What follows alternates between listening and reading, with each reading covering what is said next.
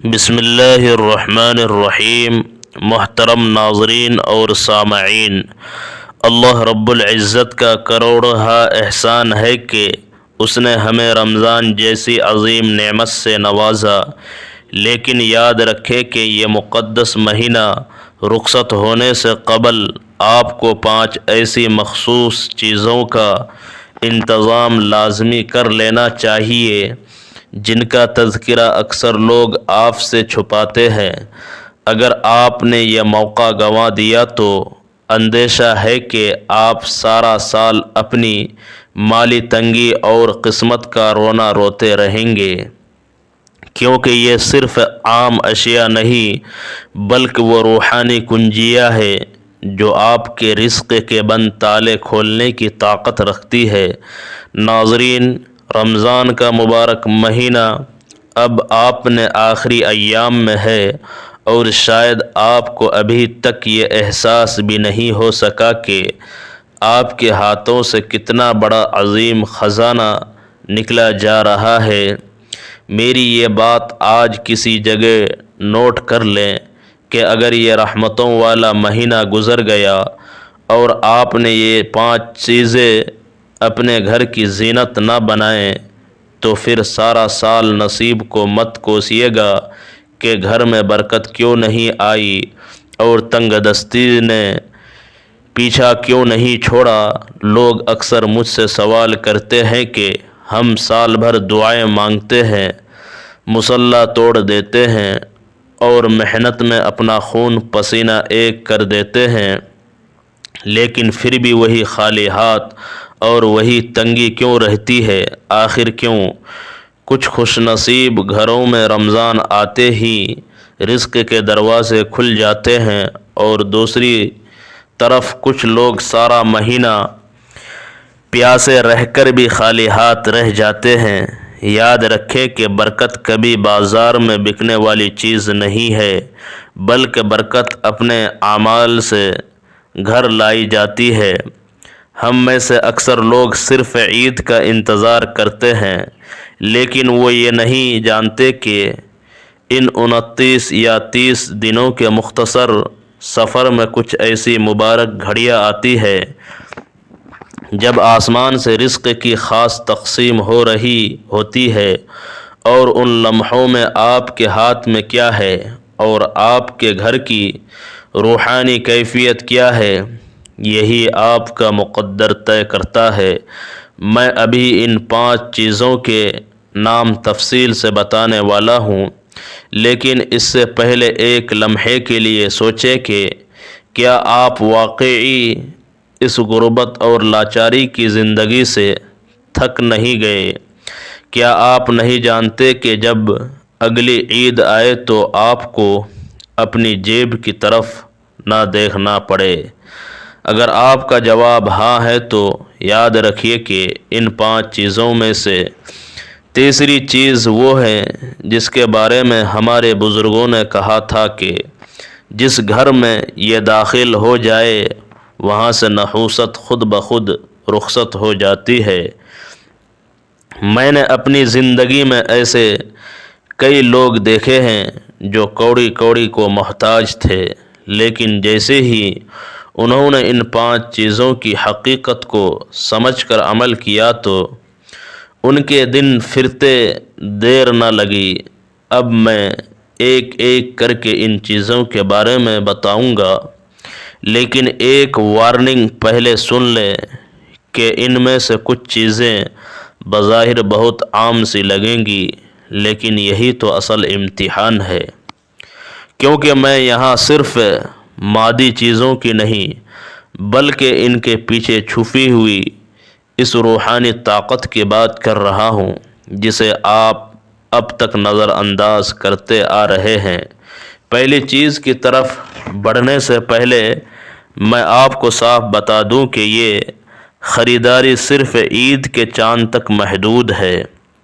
جیسے ہی رمضان کی آخری شام ڈھلے گی، برکت کا وہ خاص دروازہ بند ہو جائے گا۔ اس لیے جو فیصلہ لینا ہے ابھی لینا ہے۔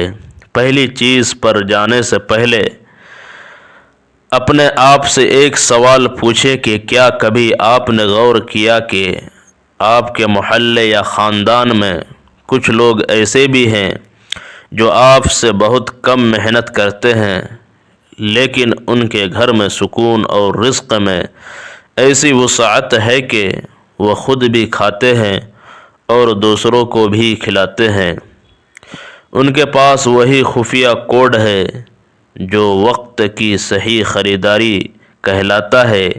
یہ 5 چیزیں آپ کے گھر کی اس منفی توانائی کو کھینچ لیں گی جو برسوں سے آپ کے رزق کے راستے میں رکاوٹ بنی ہوئی ہے۔ پہلی چیز ایک مٹی کا چھوٹا سا برتن ہے۔ اب آپ سوچ رہے ہوں گے کہ مٹی کے برتن سے غریبی کا کیا لینا دینا؟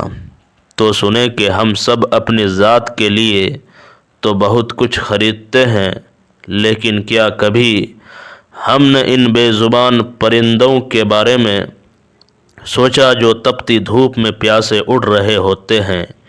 یہ مٹی کا برتن آپ نے اس نیت سے خریدنا ہے کہ اس میں پانی بھر کر ایسی جگہ رکھنا ہے جہاں کوئی پرندہ اپنی پیاس بجھا سکے۔ جب کوئی پیاسا پرندہ پانی پی کر آسمان کی طرف سر اٹھاتا ہے تو وہ دعا سیدھی آپ کے رزق کے تالے کھول دیتی ہے۔ اللہ کو اپنے ان بندوں سے بہت پیار ہے جو اس کی بے زبان مخلوق پر رحم کرتے ہیں۔ دوسری چیز ایک نئی اور خوبصورت جائے نماز یا مصلی ہے۔ بہت سے لوگ کہیں گے کہ مصلی تو گھر میں پہلے سے موجود ہے، لیکن نیا کیوں نہیں؟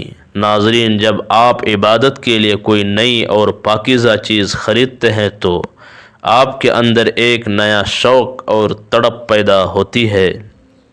یہ نیا مصلی خرید کر گھر میں ایک ایسی جگہ بچھائے جہاں سکون ہو، اور پھر دیکھے کہ جب آپ اس پر اللہ کے سامنے جھکیں گے تو آپ کا دل نرم ہوگا اور گھر کی دیواروں سے نحوست ختم ہوگی۔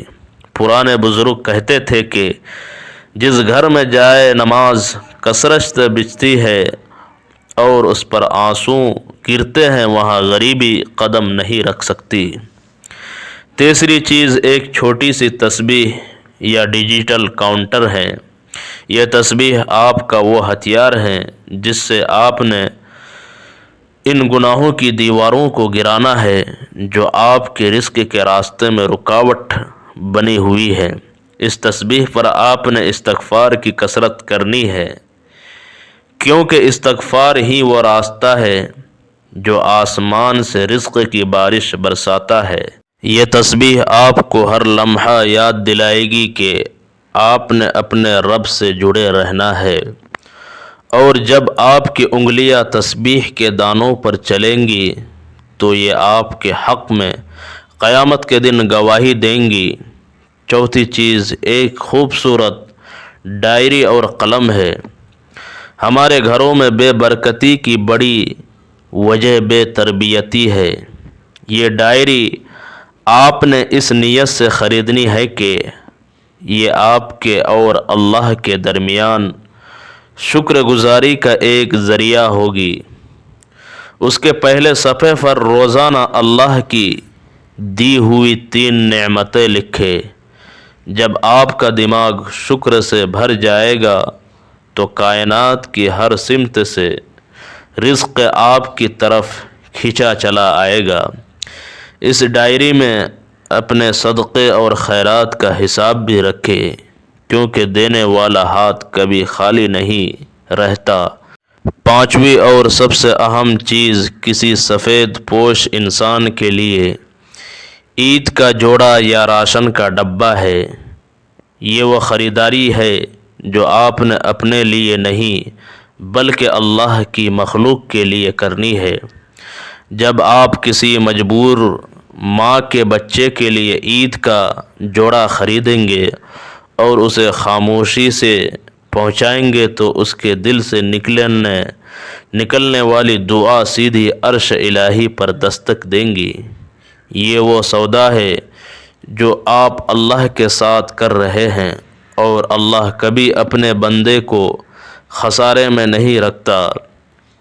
یہ 5 چیزیں محض سامان نہیں بلکہ وہ 5 قدم ہے جو آپ کو خوشحالی کے راستے پر لے جائیں گے۔ رمضان ختم ہونے میں چند دن باقی ہے، ہمت کریں اور آج ہی ان پر عمل شروع کریں۔ اللہ ہمیں اس مبارک مہینے کی اصل برکات سمیٹنے کی توفیق عطا فرمائے۔ آمین ثم آمین۔